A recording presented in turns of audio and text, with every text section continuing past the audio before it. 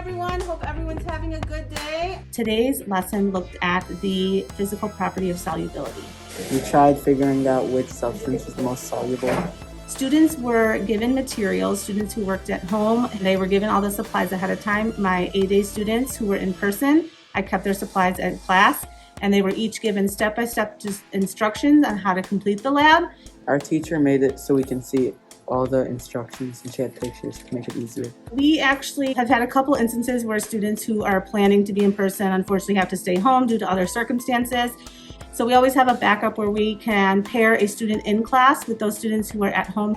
Fill the other cup with the same amount of water. So it looks like it's dissolving, but do you think it's taking more time or less time than the Kool-Aid? Probably more time.